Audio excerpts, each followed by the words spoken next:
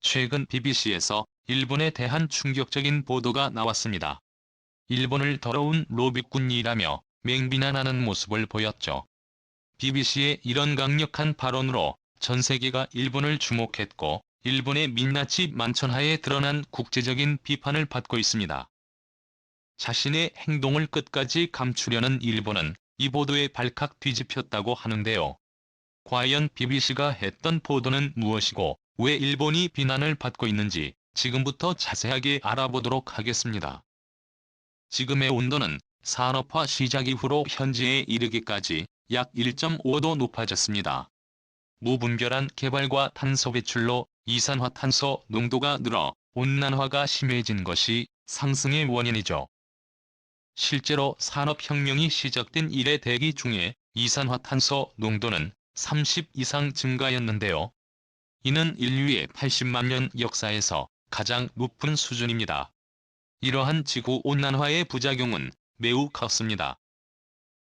사진 기록을 보면 1979년 이래로 북극의 빙하는 극적으로 줄어들었고, 남극과 그린란드의 빙하도 최근 기록적인 규모로 높고 있다고 합니다. 이렇게 녹은 빙하들은 해수면의 상승으로 이어졌습니다. 전 세계적으로 평균 해수면은 매년 3.56mm씩 상승하고 있죠.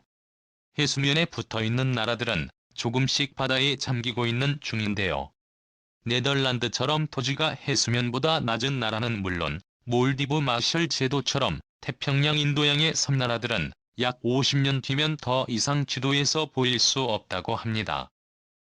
과학자들은 지금과 같은 온난화 추세가 계속된다면 21세기 말에는 3에서 5도 정도 온도가 상승할 거라 예측했죠.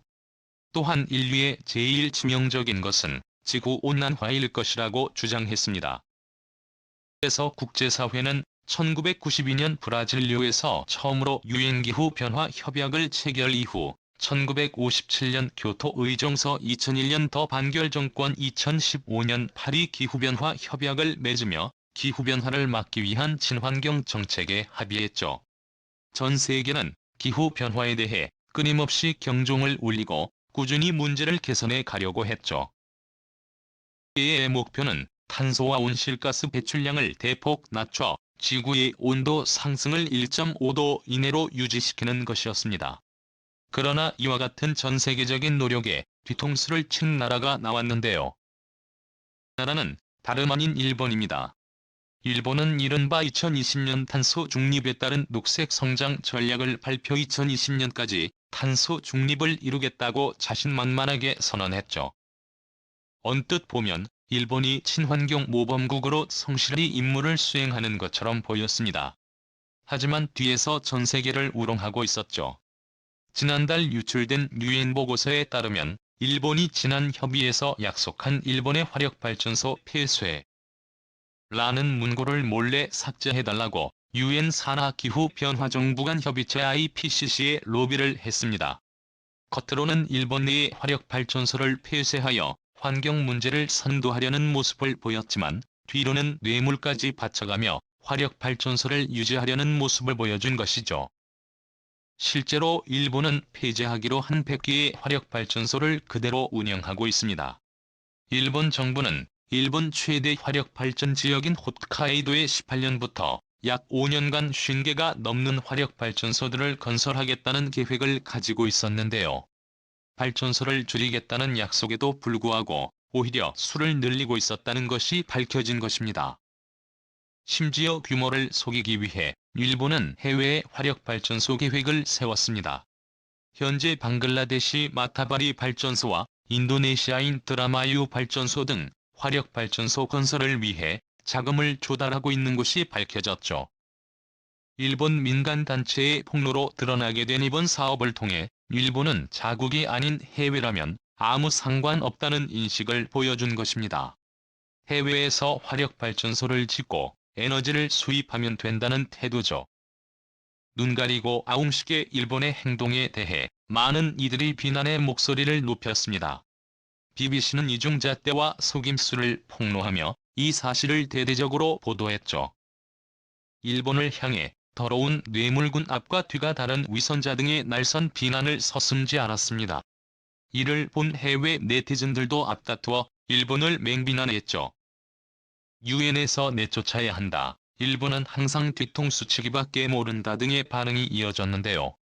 일본은 이 사태에 대해 황당한 대처를 보였습니다. 일본의 정치 실세인 자민당 부총재의 나스타루는 온난화라고 하면 부정적인 뉴스만 나오지만 좋은 것도 있다고 망언을 내뱉었죠.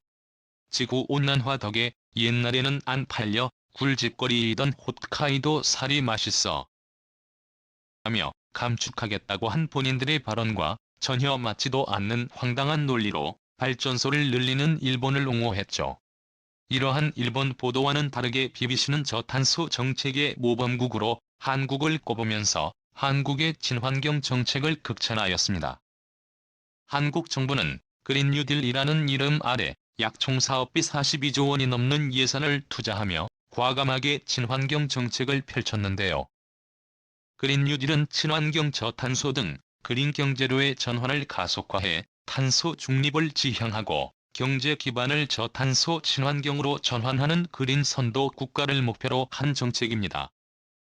특히 에너지 절약과 환경 개선 신재생 에너지 확산에 중점을 맞춰 친환경 에너지 인프라를 구축하고 태양광 및 풍력 등 신재생 에너지에 많은 투자를 하고 있죠.